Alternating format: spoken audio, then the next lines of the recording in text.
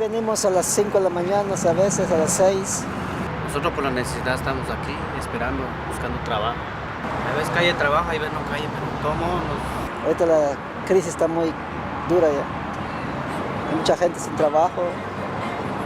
Muchas mujeres que tienen niños están sufriendo porque no tienen quizás ni de comer, ¿verdad? O sea, cuando uno está aquí, o sea, no es seguro conseguir trabajo aquí. A veces sí trabajas y a veces no. Pero si nos sale jale, pues agarramos, si no, pues regresamos a la casa. Ni modo, así tiene que ser.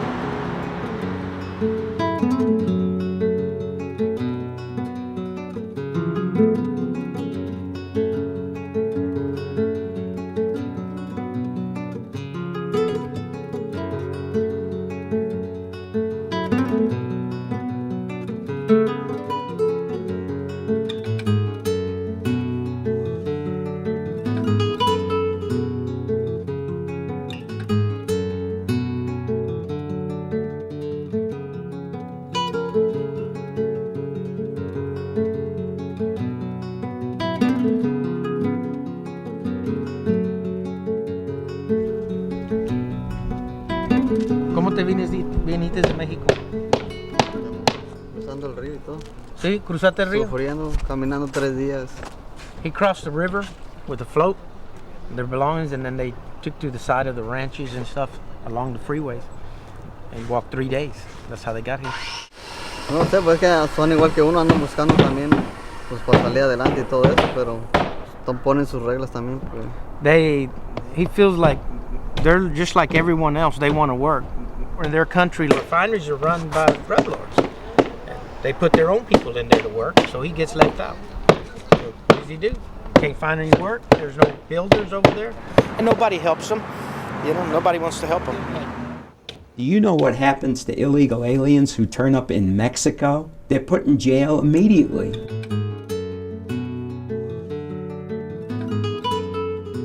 It's not our job to take care of 20 to 30 million illegal people that the Mexican government or other governments are sending into the United States because they don't want that same responsibility. My name is Leo Berman. I'm a Texas state representative representing a district in Smith County, Texas. These people are violating laws of the United States and they're here illegally. For goodness sake, we have 1/5 the population of Mexico here in the United States. There's going to be approximately 30 to 35 bills to deal with illegal aliens in the state of Texas because the federal government obviously has done absolutely nothing about illegal aliens. We put $110 million into our budget last year, gave it to the governor, to completely upgrade the border police departments, giving them automatic weapons. We put in some technical devices on the border. So in the absence of federal government, we're doing this ourselves. Employers generally pay illegal aliens the lowest amount of money that they can possibly pay them. If an employer raised their wages by about 8%, they can hire any American who wants a job. Now, a U.S. citizen wouldn't take those low wages because if they did, there's not going to be any benefits associated with that job. There's no free health care for a U.S. citizen. So they would have to pay, and they couldn't pay if they were paid that low scale. If the employers would bring their wage level up to a decent wage, then I believe that you'd find a lot of U.S. citizens going to work for these same employers that are now hiring illegal aliens and complaining they need these illegal aliens in order to have a workforce.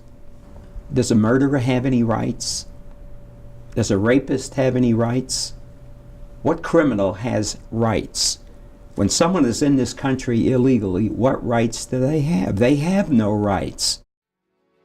We know that there's a problem and it needs to be fixed. We have allowed our country to create a safe place for employers to exploit workers.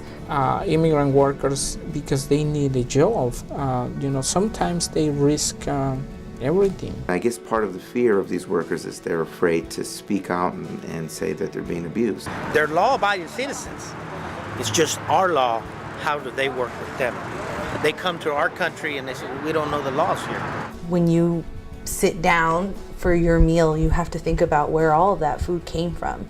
And you know, when you sit in your house, you have to think about who built your house, who paved the road that you're driving to work on. Immigrants have been the backbone of this country, and there's nothing new.